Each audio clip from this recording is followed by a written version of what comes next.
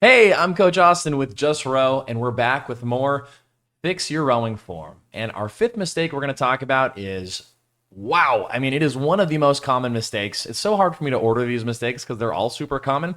But just because it's number five doesn't mean that it's not a priority to fix, but that is our sitting position. The problem being when we naturally want to sit on the rower, what happens is we sit where it's comfy. And where is it comfy? Right on the middle of your juicy, meaty butt cheeks. And because of that, what happens is we end up sitting essentially with our pelvis and our hips tucked under us.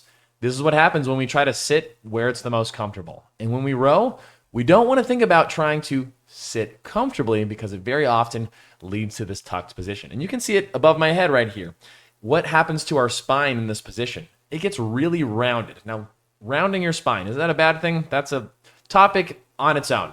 But in the context of our spine rounding unintentionally, which is what usually happens to people when they row, yeah, that's bad. You don't want to be unintentionally rounding your spine and not thinking about it. This is literally why so many lower back injuries happen on the rower. This is like the number one culprit.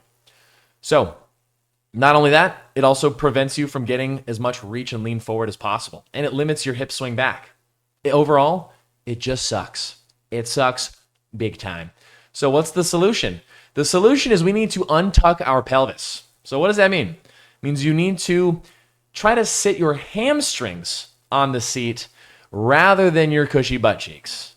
So you can see me kind of adjusting myself in that position. It's going to replay here in a second. But essentially, when you sit down, take the moment to scoop out your butt. You're trying to untuck your lower back, getting more of the hamstrings on the center of the seat. When you do this, you're going to feel a big stretch in your hamstrings.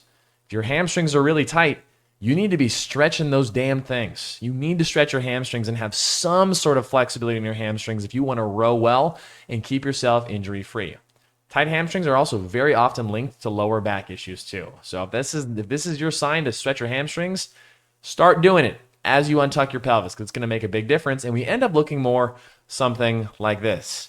Even though these two diagrams are kind of about pooping, it's honestly analogous to rowing in that way, where we keep our spine in a much more neutral position when we untuck our butt and sit like that. So when you sit down to row, take the moment to sit forward on your sit bones, to untuck your pelvis, sit more of your hamstrings on the center, sit on your junk. That's one of my old analogies. Hopefully out of those four I just listed there, one of those clicks in for you to remind yourself to sit forward because we don't want the rounded spine when it's super unintentional.